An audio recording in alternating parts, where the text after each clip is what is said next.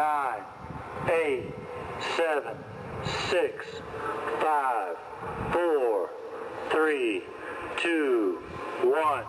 Allah memang benar-benar maha adil sehingga kita diciptakan berpasang-pasangan. Allah memang maha bijaksana hingga perempuan Allah jadikan terlihat romantis. Bulu matanya bagai semut yang berbaris-baris, senyumannya yang manis membuat iman semakin tipis hingga membuat dompet menipis. Allahu Akbar.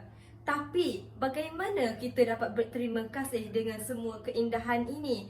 Bismillahirrahmanirrahim. Assalamualaikum warahmatullahi wabarakatuh. Alhamdulillahirrabbilalamin. Wabihi nasta'in ala umurid dunya waddin. Wassalatu wassalamu ala ashrafil anbiya'i wal mursalin. Wa ala alihi wa sahbihi ajma'in. Amma ba'. Salam sayang buat yang tersayang dan salam bahagia saya titipkan buat anda semua. Para ibu bapa yang saya hormati, para remaja yang saya cintai, pertama-tama marilah kita panjatkan puji dan syukur kehadrat Ilahi atas berkat rahmat dan kurnianya kita masih diberi kesihatan dan umur yang panjang sehingga dapat berkumpul dalam acara ini. Selawat serta salam marilah kita panjatkan kepada Nabi besar Muhammad sallallahu alaihi wasallam, kepada para sahabatnya, isteri-isterinya dan kepada kita sebagai umatnya hingga akhir zaman. Tidakkah berfikir dari mana manusia dapat membuka mata ketika bangun dari tidur, menggerakkan anggota tubuh sampai hal-hal yang dilakukan setiap saat, iaitu bernafas. Ditambah semua itu dapat dilakukan secara percuma tanpa membayar sedikit pun. Semua itulah yang disebut sebagai nikmat. Tentu masih banyak nikmat-nikmat lainnya, tidak terbatas yang disebutkan tadi. Lalu dari mana semua itu berasal? Tentu sebagai umat yang beragama mempercayai adanya Sang Pencipta iaitu Allah Subhanahu Wa Taala. Begitu maha baiknya Allah kepada ciptaannya dan sebagai makhluk ciptaannya sudah sepatutnya kita berterima kasih. Bagaimana caranya? Dengan bersyukur. Bentuk sederhana dari bersyukur adalah dengan mengucapkan Alhamdulillah. Para hadirin sekalian, masih dalam keadaan wabak virus saat ini, begitu banyak dari kerabat-kerabat kita yang terkena dampak pandemik hingga harus kehilangan mata pencariannya.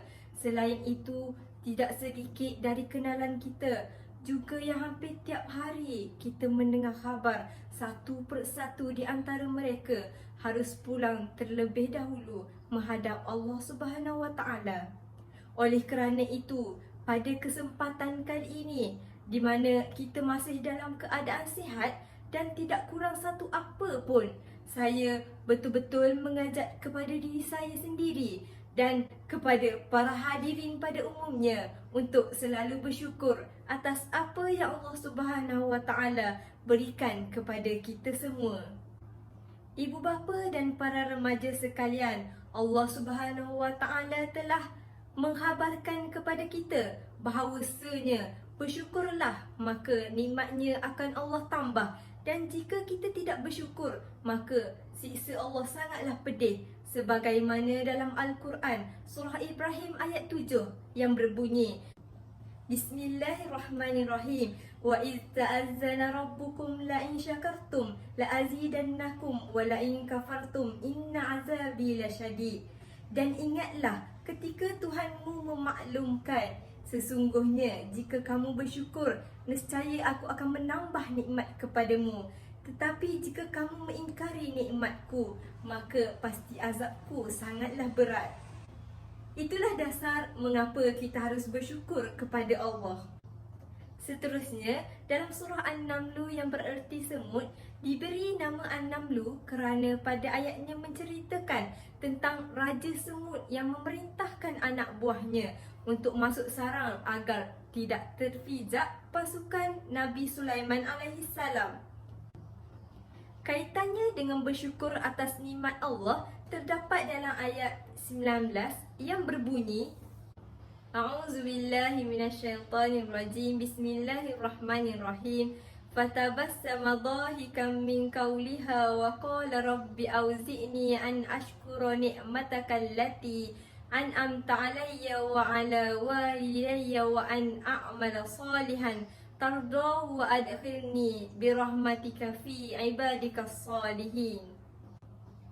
Yang bermaksud, maka dia, yakni Sulaiman, tersenyum lalu tertawa kerana mendengar perkataan semut itu.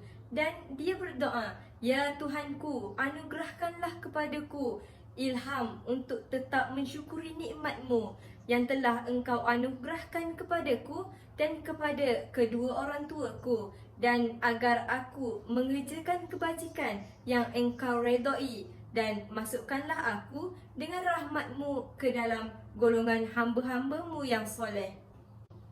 Dari surah An-Naml ayat 19 ini, kita dapat belajar dari pengalaman Nabi Sulaiman alaihissalam yang mengucapkan syukur atas kurnia yang diturunkan kepada dirinya sehingga mampu mendengar pemimpin semut yang memerintahkan kawanannya untuk segera masuk ke sarang agar tidak terinjak rombongan tentera Nabi Sulaiman alaihissalam.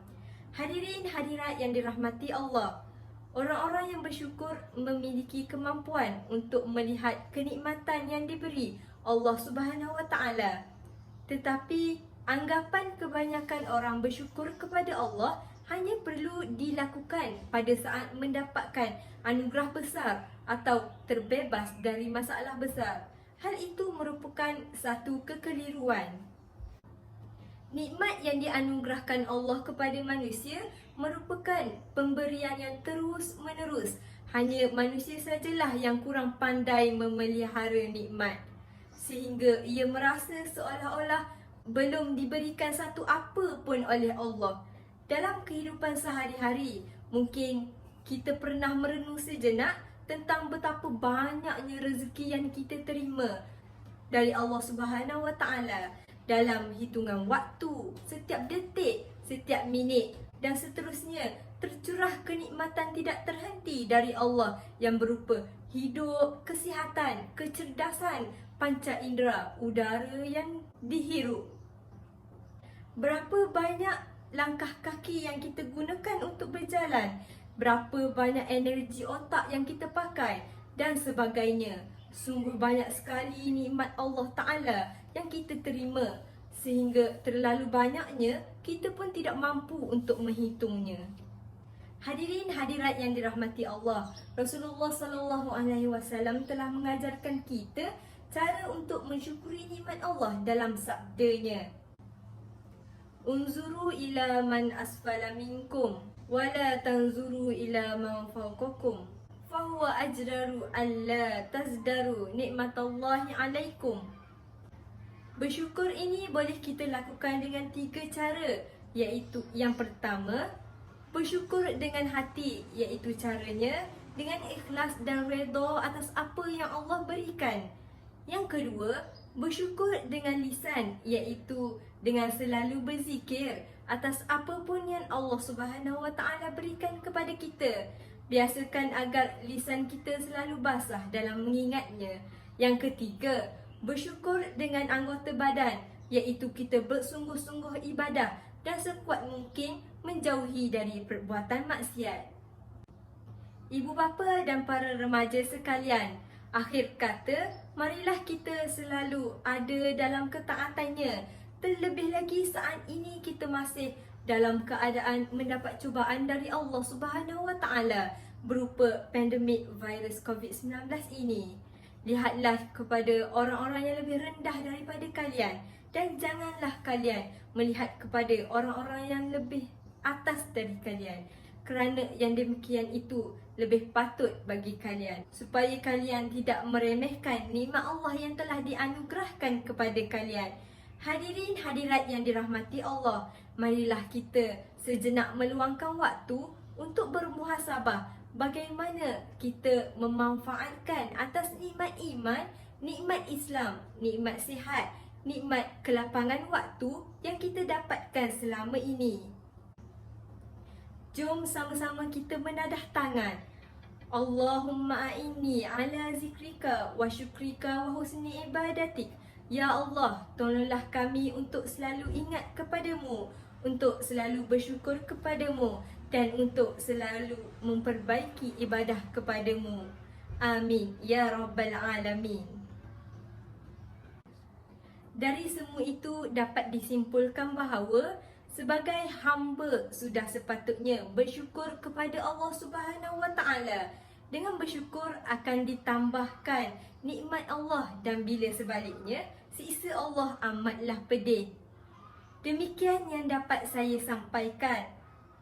Kalau pedang melukai tubuh, masih ada harapan sembuh. Namun jikalau lidah melukai hati, saya mohon maaf dari lubuk hati. Burun iriang, burun cenderawasih. Cukup sekian dan terima kasih. Akhirul kalam, wabillahi taufiq wa hidayah. Wassalamualaikum warahmatullahi wabarakatuh.